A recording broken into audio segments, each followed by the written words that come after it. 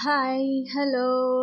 మీకు చూస్తుంటే నోరు ఊరిపోతుంది గదా! మరి ఫిష్ కర్రీ ఎలా చేయాలో చూద్దామా? ఫస్ట్ చింతపండు నానబెట్టుకోవాలి. తర్వాత ఒక ప్యాన్‌లో ధనియాలు, ఎండుమిర్చి వేపుకోవాలి. ఫ్రెష్ మసాలా యేసుకుంటే కర్రీ చాలా బావుంటుంది.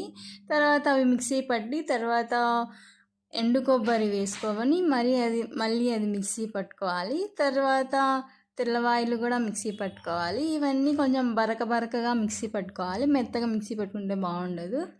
తర్వాత ఒక ఫిష్ కడాయి తీసుకొని ఆయిల్ హీట్ అయ్యాక దీనికి చాలా మంచి ఫ్లేవర్ ఇచ్చేది ఒక కరివేపాకు.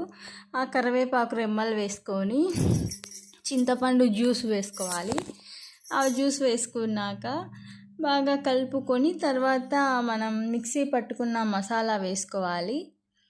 మసాలా వేసుకున్నాక కొంచెం పసుపు, కొంచెం ఉప్పు, కొంచెం పెరుగు వేసుకొని బాగా కలుపుకోవాలి. కలుపుకున్నాక ఒకసారి చూసుకోండి, రుచి ఏమైనా ఎక్కువ తక్కువ ఉంటే వేసుకోండి, అప్పుడే అడ్జస్ట్ చేసుకోండి. తర్వాత ఫిష్ పీసెస్ వేసుకోవాలి. దానిపైన కూడా లైట్గా కరివేపాకు వేసుకోండి, చాలా బాగుంటుంది.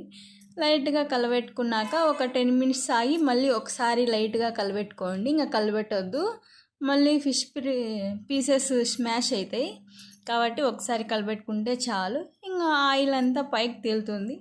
ఆ పైకి తేలాక ఫిష్ కర్రీ రెడీ. ఈ రెసిపీ మీకు నచ్చితే లైక్ చేయండి, షేర్ చేయండి, కామెంట్ చేయండి. ప్లీజ్ సబ్స్క్రైబ్ చేసుకోండి. Thank you for watching. Bye bye, టాటా, సీ యూ.